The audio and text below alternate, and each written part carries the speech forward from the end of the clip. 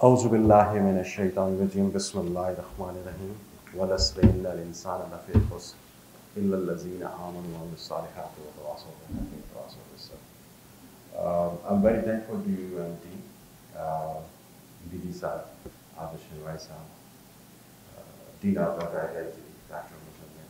And I'm also very grateful to my dear colleague, my dear student, and the very respected teacher of your department, Dr. Mohsen, that they have invited me to interact with you today on Islamophobia, which is a very complex term to me because I feel that I have studied it, that's why it has become very complex. Normally, those who do not, in fact, study a lot about Islamophobia, they think it is a very simplistic kind of term, which means that fear of Islam and Muslims, that's it. But once you go deeper into this phenomenon, that what Islamophobia is all about, then you come to know that what Islamophobia is and how difficult and how intricate this concept is, honestly. So I, in fact, feeling myself very privileged, extremely delighted to interact with you young people here from Lahore, from University of Management and Technology. Most of my exposure is, in fact, on the other side of the city, in Islamabad, or somehow the West. But giving this opportunity to me by your respected colleagues, by your respected teachers, I really feel honored to be here and to share my thoughts about Islamophobia with you. I will try to make my talk very short, very brief, so that you should be given more time for an interactive session, because primarily this is an interactive session. I would like to take your questions and try to respond to you and to remove the confusions about Islamophobia that might exist in anyone's mind. And this would, I think, would help me open up more about this phenomenon, open up more or explore more this phenomenon. But as far as just an introductory or rudimentary talk on Islamophobia, I would like to say that when in 2008, this was the very first time I was talking about Islamophobia. In fact, I was coming from a civil service background. I was not a teacher. I had a different background. I had a different understanding of things. So I joined International Islamic University as assistant professor. And from there, when I in fact tried to rehash, try to reconnect myself with the subject of mass communication, there I found that there is something extremely disheartening, extremely perturbing, that how West is portraying, our Western media are portraying and mediatizing Islam and Muslims, and what kind of problems this kind of discourses in the Western media are creating for the Muslims living in the West. This, in fact, was a very important ushering point in 2008 when I started working on that. And once I completed my first 2-3 papers on Islamophobia, I felt that probably I'm done with this subject. I have known almost all possible areas of Islamophobia. And that's it. Now I should look for some other area of mass communication. This was, in fact, my feelings about Islamophobia some 20 years back, or 13 years back. I'm talking 2008, when I completed 3 papers on Islamophobia. And I tried to give a process model of Islamophobia. When I tried to give, this was something unique at that point in time that people didn't know, that how to quantify Islamophobia. Because Islamophobia was most of those times, it was studied qualitatively. What Islamophobia is all about, what is its history, and there was, you see, huge plethora of literature was there in the Western books, Western scholarships. But there was hardly anybody who was daring enough to go for quantifying Islamophobia, measuring Islamophobia.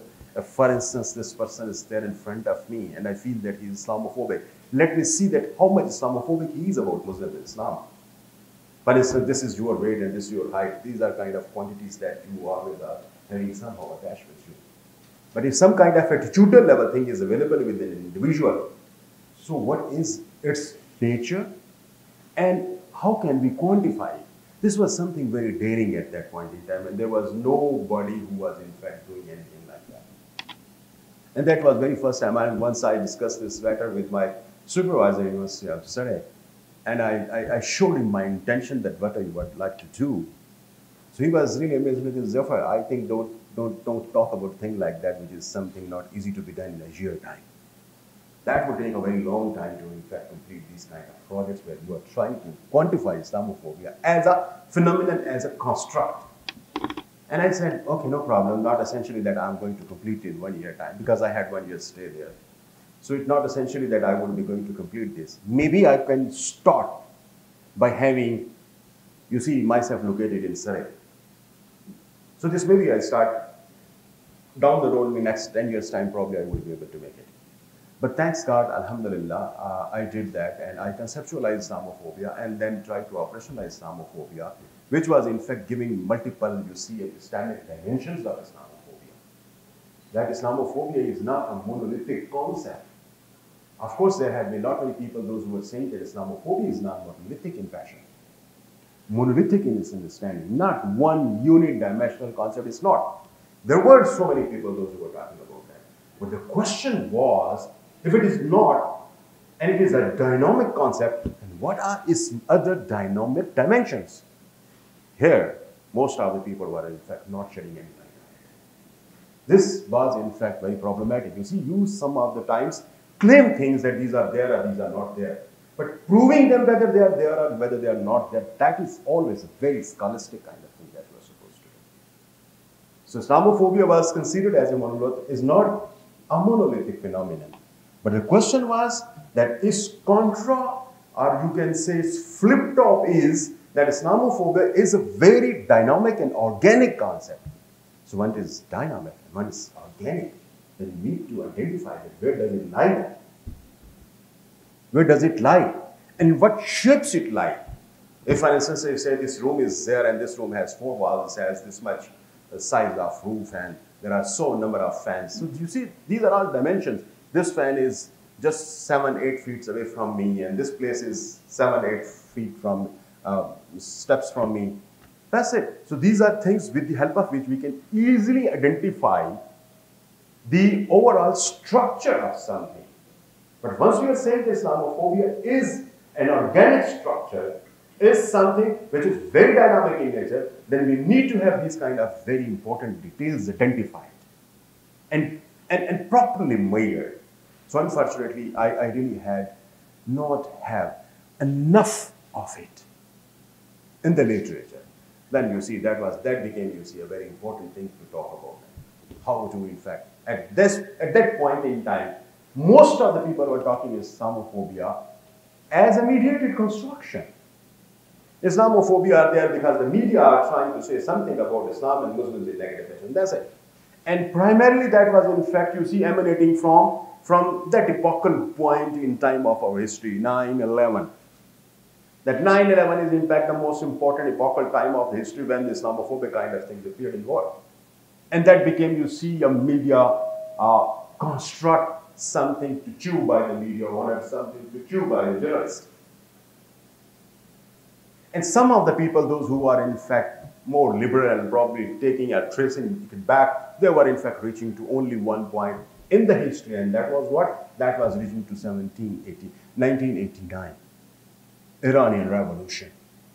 So they were saying that Islamophobia was there. That was there from 1979, because the Muslims at that time appeared to be somehow unique in nature, that they, with some kind of revolutionary efforts, created a state that in fact was revolving, or that was in fact based on some kind of Islamic tenets. That is it. And some kind of, you see, unlike Western things happened during that point in time, they then started thinking about it that a state has born on the globe, on the map of globe, that can terrorize the world because of its religious outlook. And what that religious outlook is, they belong to Islam. And that's it. And there was nothing like that. I mean, if you go beyond that, you will hardly see that Islamophobia does exist anywhere, honestly. You will not see anything like that. That's why the most important, I mean, Where is Shameen? I could see her probably. Shameen, I was just discussing this matter a few moments back when I was coming to this room before that. So she was stressing it that Islamophobia was there in 1997. That was a Runnymede report. 1997, they were saying that Islamophobia, a challenge for us all. This was a small report that was published in 1997. And they were saying that Islamophobia is a neology. They were calling it what? As a neology. Neology means some new term that has been introduced into the literature. So they were calling it as a neology. And they were tracing it, that first term, use of this phenomenal term is in 1991, and that's it. In 1991, a newspaper, which was a fortnightly newspaper, and the name of the newspaper was Insight, got published from the United States, and the one who was writing first time or using first time the term Islamophobia was Tariq Mudud, an Egyptian probably. He was first time coining this term, that Islamophobia, I mean the fear of Islam, that may be called as Islamophobia, that is on the rise in the West. Because of, you see, Muslim diaspora in the West, they are increasing in number, their visibility is increasing, there are more mosques, there are more processions the Muslims are leading. So these kind of things are creating problem in the West. So the fear that the people are facing because of these kind of, you see, rising religious activities on the part of Muslims, that is in fact causing Islamophobic kind of things. So this was the first time he was in fact saying this thing according to 1997 report, the most cited report on Islamophobia so far. This was such a myopic thing, honestly, in literature. Such a myopic in the sense that they were unable to track and trace it. This is not a new term. We traced it and we reached, no, 1985 Islamophobia term was there. Islamophobia reconsidered by Fred Holiday. 1985. Then we traced it that this has been in use in 1976 as well. Then we traced it and we found it out that no, this term was in use in 1926 as well in a research journal, Journal of Theology, and the writer was Stanley Cook. Stanley Cook was writing a paper, The History of Religions, and on the first page he was talking about Islamophobia. 1926, almost 100 years from now. I mean, you see, unfortunately we do not do research, we do not think critically. That's why we are unable to explore things. Things are very complex in nature. This is not just like a mosque, and it has nothing like that. This is this side and the other side, and that's it. Social phenomena are always evolving. Social phenomena are always dynamic in nature. And we have not been able to, in fact, trace and track and, in fact, identify the intricacies that are hidden in those concepts. And that is even not end to it. In 1910, a French Navy officer, while doing PhD, he was narrating his experiences while he was interacting with Muslims from Africa, and the kind of fearful they were in fact facing from some kind of resistance in Algeria and these countries. So he, on the basis of that saying, I was feeling most of the time myself as Islamophobic. And he did that. He wrote this thing in his PhD thesis, 1910. And I have some literature which is in the process right now. I'm trying to translate it with the help of French embassy, where I have brought some literature from UK, from University of Oxford, where I believe, I mean, these are extremely polemical literature pieces that I have brought from UK, are in French, and I believe that I will one day find some Islamophobia term there as well. Inshallah ta'ala. इसके लिए थोड़े से resources की ज़रूरत है, मुझे यकीन है कि हमें मिल जाएंगे, और I would be able to, in fact, make it somehow more archaic, more, you can say, older than anti-Semitism, which was introduced in 1856. मुझे यकीन है कि मैं इसको उस जगह से भी पीछे इशारा कर देता हूँ. But let us talk about something about the Islamophobia as a term. Islamophobia as a term is not just, you see, important thing. For us to understand, it is important to know that what Islamophobia as a phenomenon is.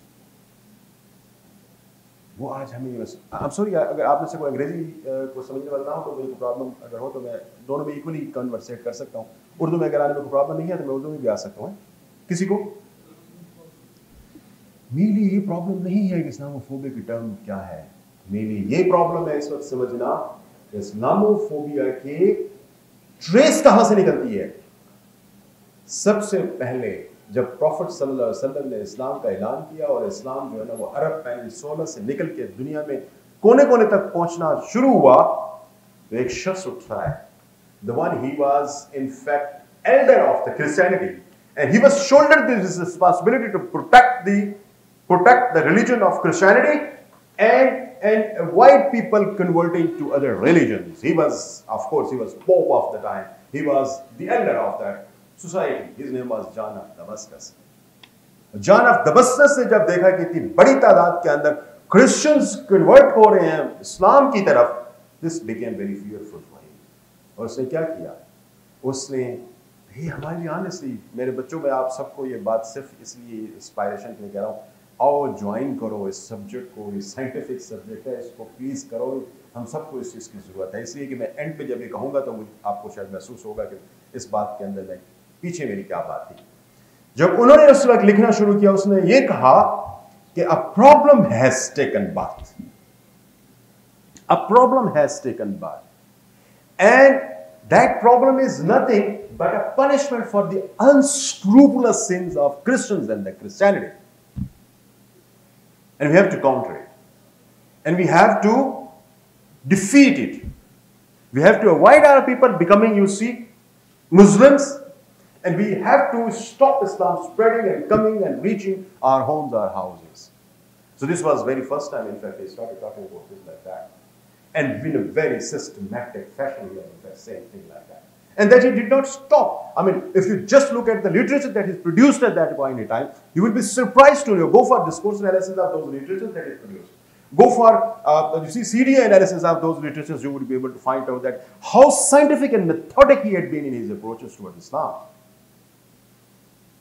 And he was not, you see, the only one that did it. He was just, you see, the first drop in the whole process.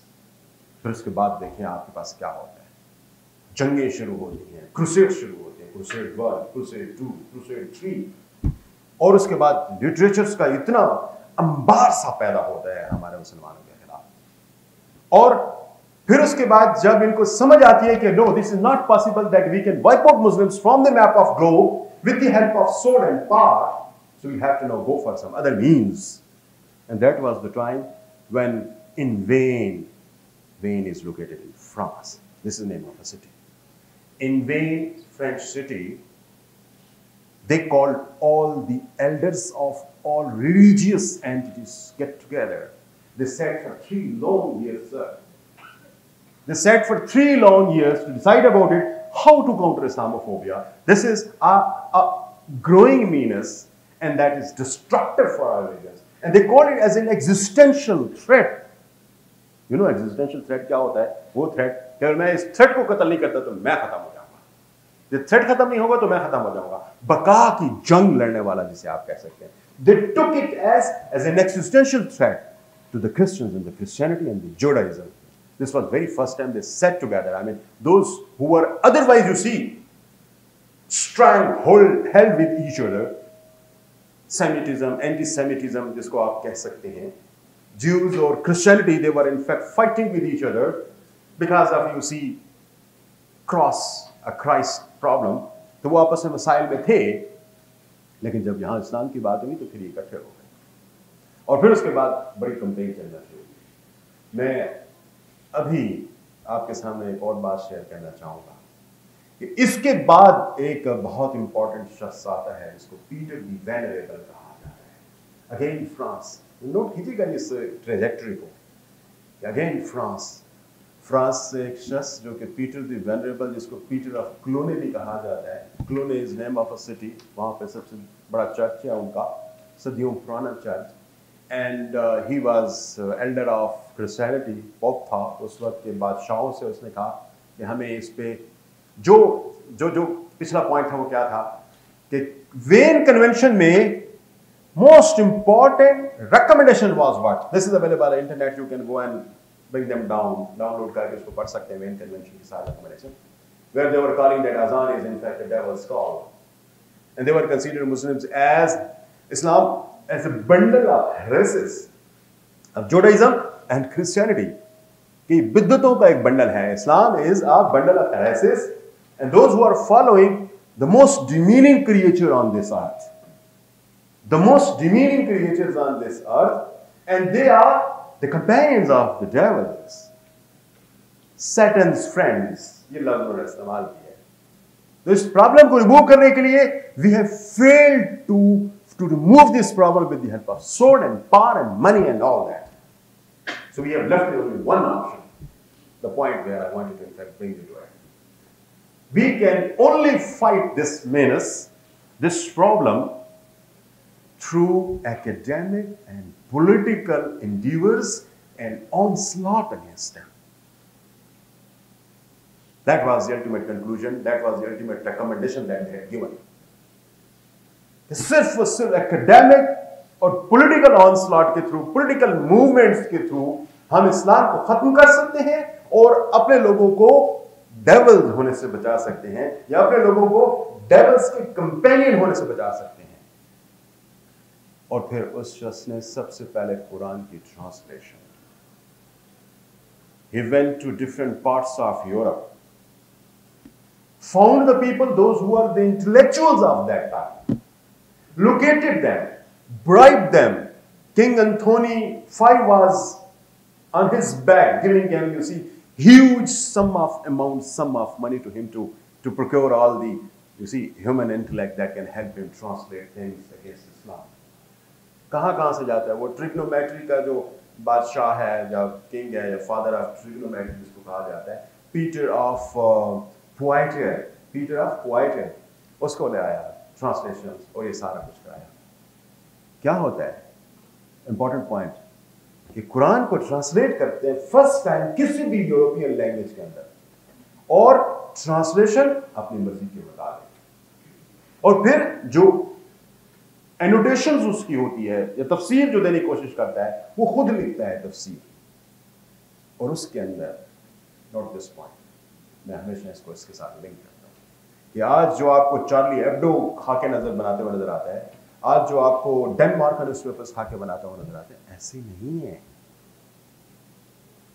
क्योंकि उस शख्स ने 13th century के अंदर वो annotations में आप सल्लल्लाहु अलैहि वसल्लम के खाके बनाए और बायन ही वही खाके बनाए थे. This is first time I am saying on any public platform. बायन ही वही खाके उसने उस जगह पे बनाए थे जो आज हमारे यहां रिप्रोड्यूस हो रहे हैं. Look at this point, understand करें. Whatever we see right now, whatever we observe, that's not in fact today's thing. It has a huge history, a long history. और ऐसा नजर नहीं आता कि फ्रांस में आज ये काम हो रहा है जो हो रहा है मुसलमानों के खिलाफ, और 70% से ज्यादा मुस्लिम जो है ना वो आज के जो जेलों में मौजूद है सारे पेटी क्राइम्स पे हैं. सॉरी 70% टोटल लोग जो उनकी जेलों के अंदर मौजूद है वो मुस्लिम्स हैं और सारे पेटी क्राइम्स में. This is official data I'm giving. I'm not giving concocting myself. This is the official data which is available on newspapers given by the concerned authorities. US के अंदर आप जाके देखें तो वहां पर आपके पास मीडिया किस तरीके से कंस्ट्रक्ट कर रहा है आपके इस किस्म के स्टीरियोटिपिकल थिंग्स को पीछे से इंटरव्यू रहा है. Islam is a cancer. This is not first time the Wall Street Journal this headline there that Islam is a cancer, because this has been said much earlier than this point in time when Wall Street Journal was saying anything like that. 100 years back. ये आज आपको जो कहा जा रहा है कि आप मास्क ना पहने, वेल ना करें, आज की बात नहीं है. वेल बैन, बुर्कीनी, ये सारी चीजें कहां है? ये आज की बात कसम से नहीं है. उठा के देखें कि 13th सेंचुरी के अंदर किस किस्म के ये लॉज बनाए गए थे. लफ्ज तक तब्दील नहीं किए जो आज इंप्लीमेंट हो रहे हैं वहां पे लॉज. वो लॉज जो कि 13th सेंचुरी में इन्होंने अप्लाई किए थे अपने मुमालिक के अंदर, लफ्ज तक चेंज नहीं किए. This might be a surprise for you honestly, but that's what the actual thing is. Prophet sallallahu alaihi wasallam को किस तरह से दिखाया जा रहा है, इस्लाम को किस तरह से पोस्ट किया जा रहा है, कुरान को किस तरह से दिखाया जा रहा है. 3 चीजें हैं बस. Islam as a religion. That is concoction. This is a bundle of heresies, concoction of other religions. दूसरी क्या कहा जाए? Prophet sallallahu alaihi wasallam, he was instructed by two renegades of Judaism and Christianity, and they taught him to write Quran and to become a prophet. ये वो discourse है waste के अंदर पाया जा रहा है. किताबें उठा के देख लें, निसाब उठा के देख लें, न्यूयॉर्क के नेशनल म्यूजियम में जाके देख लें, वहां पे वो जो फ्रेंजो बनी हुई हैं, तस्वीरें बनी हुई हैं, उनमें उठा के अगर देख लें, ये सब चीजें मौजूद हैं. जब बेस्ले निकोला बेस्ले आज से couple of years back innocence of Muslim United states के अंदर बना रहा था, तो why there was nobody asking him, you should not do anything like this. It's a crack, this is a complete unartistic piece that you are trying to create and demean a prophet or a personality that has millions of followers, billions of followers. Nobody was there even today asking this thing to him. आपको याद होगा जिस पे YouTube 2 साल 2.5 साल की हमारे बंद रही थी, आज की बात है क्या ये? वो जो बातें कर रहे, आज जाएं 2018 के अंदर, 2018 just 3 years back from now, net पे जाएं, अभी यूनिवर्सिटी ऑफ प्रिंसटन का थीसिस एक बच्ची ने किया है, एक लड़की ने किया है, जिसको Patricia Crone and Michael Cook क्या कर रहा है, सुपरवाइज कर रहे हैं. यूनिवर्सिटी ऑफ प्रिंसटन आप शायद ना जानते हो कि top 10 ranking universities of the world में शामिल है. ये उसका पीएचडी का थीसिस, उसके अंदर बरियल एपिसोड ऑफ प्रॉफेट सल्लल्लाहु अलैहि वसल्लम के अंदर वो सारे पोलेमिक्स मौजूद हैं जिसको हम वेस्ट के अंदर सदियों से देखते हुए आ रहे हैं. What do you expect that they would talk about you? What do you expect that they would, how they would receive you? This is, you see, a different kind of, you see, warfare. मेरे साथ problem ये है, हमारे साथ problem ये है, हम इसको समझ नहीं रहे. Islamophobia, racism, Islamophobia, dislike of Muslims and Islam है, Islamophobia, war against our deen, war against Prophet sallallahu alaihi wasallam है, Islamophobia, othering है, Islamophobia, security threats है, Islamophobia, ओरिएंटलिज्म है. इस्लामोफोबिया के इतने डायमेंशन है, हर मुख्तलिफ जगह पे मुख्तलिफ इसके फेसेस पाए जाते हैं और हर एक की रीजंस डिफरेंट हैं. प्राइम मिनिस्टर साहब से मैं ये बात कह रहा था कि आप इसको अंडरस्टैंड करने की कोशिश करें. It's not about only Prophet sallallahu alaihi wasallam. It's not about only Islam, and it's not only about Quran. You need to have properly studied it. जब तक इसको समझेंगे नहीं, इसको अंडरस्टैंड नहीं करेंगे, आप कसम से इसको आप बिल्कुल सही तरीके से आप एड्रेस कर ही नहीं सकते. Last thing, I'm sorry, I feel that I'm going in my emotions. I'm going. You see, breaking the time limit that has been given to me. I'm very sorry, apologizing, sir. I'm very sorry. But this is the last thing that I would like to say. Last takeaway. नहीं sir, मुझे लग रहा है कि मैं शायद ज़्यादा हो रहा हूँ. मैं आपको एक बात बच्चे कह दूँ, इस्लामोफोबिया की नई definition, Shamin, for you and for others as well. Shamin का एक्चुअली अभी थीसिस आया है इस्लामोफोबिया पे, उन्होंने अभी काम किया, थोड़ी देर पहले इंटरव्यू आया था. तो मैं इसलिए सिर्फ एक ही बच्ची को जानता हूँ, इसलिए मैं उसका नाम ले रहा हूँ. इस्लामोफोबिया की जो नई टर्म हमने जो कॉइन की है, और हम इसको साबित भी कर रहे हैं थ्रू रिसर्च. इंशाल्लाह next couple of months time वो पेपर हमारे 2-3 पेपर्स इसमें हैं जो पब्लिश हो जाएंगे. न्यो इस्लामोफोबिया की टर्म हमने कायम की है, NEO, न्यो इस्लामोफोबिया. मैं ख्याल शायद जो आप पिछले दिनों टीवी टॉक में भी एक बात कही थी, तो इस वजह से this is no more a new term now, because a couple of days back I had discussion on TV programme और उसमें मैंने ये बात की थी, पहली मरतबा वहाँ बात की थी, लेकिन इस पे पेपर मेरे 2-3 इंशाल्लाह ताला प्रोसेस में आ जाएंगे. न्यू इस्लामोफोबिया को मैं थोड़ा सा बता देता हूँ. एक नई जो चीज़ अब आई है. आप इस जगह पे बैठे हुए हैं जिसको हम पाकिस्तान कहते हैं. Once you are in Pakistan, can you say or can you support India on Kashmir issue? Is there anybody who can raise hand? मुझे नहीं लगता कि कोई एक बंदा भी होगा. अगर कोई होगा भी सही तो कभी हाथ भी खड़ा नहीं करेगा. You cannot think of it. You see, this is totally beyond your imagination that somebody living in Pakistan is saying that India is a great country and whatever India is doing in Kashmir is absolutely justified. Nobody would be doing anything like that. Can you think of it that you don't live in the United States and you say there is real and illegitimate China in the United States? Or whatever they are doing wrong? in terms of Palestine? No, you would not be able to do anything like that. Can you say that North Korea is doing everything right and they have right to survive in the world? No, you cannot. If you are living in the United States, you cannot say anything like that, and North Korea is justified. They have justified stance on nuclear proliferation and all these things. आप अगर England के अंदर खड़े हुए आप France को अच्छा नहीं समझते, आप फ्रांस के अंदर खड़े हुए तो आप इंग्लैंड को अच्छा नहीं समझते, आप इजराइल के अंदर खड़े हुए तो you cannot say that Palestine and Palestinians belong to them, not to us. You cannot dare saying anything like that. नहीं कर सकते ना. Same state right now is there in the West. You may like some Muslims, you may like everything that belongs to Islam, but once it's a question of expressing that in public, you will mum your words. Never say anything to your fear. A climate of fear का जो हर तरफ available है, वो media ने set कर दिया है. Muslims are irrational, Muslims are anti-Tibetan, Muslims are anti-democracy, Muslims are irrational, extremists, fundamentalists. A very liberal-looking, progressive Muslim can turn into a fundamentalist and a potential danger to any time. Don't wait for him. Exterminate them once they are there in big number. CNN की बात कर रहा हूँ. Senator of the UN Congress talk कर रहा है, बात कर रहा है, क्या? कि Muslims are rats. मुझे यकीन है कि rats और mouse के अंदर आप लोगों को फर्क पता होगा. अंग्रेजी की गिमिक है ये. रैट्स वो मोटे से होते हैं, काले से, जुताओं उनका बायस बनते हैं. वो क्या है? Muslims are rats. And if my child is bitten by a rat at home, I will exterminate all of them that are available in my home without going for any kind of dental analysis that what particular rat has bitten my child.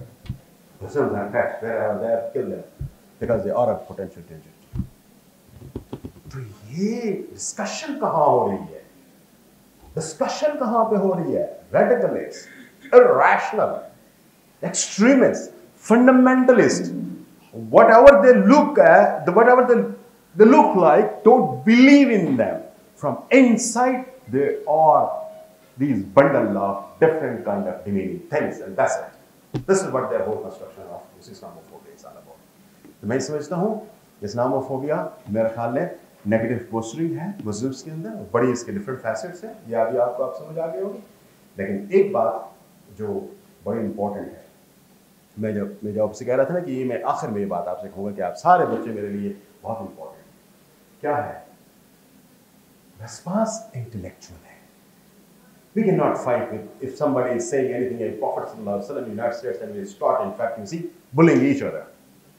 We immediately go and protest and you see smash our own assets.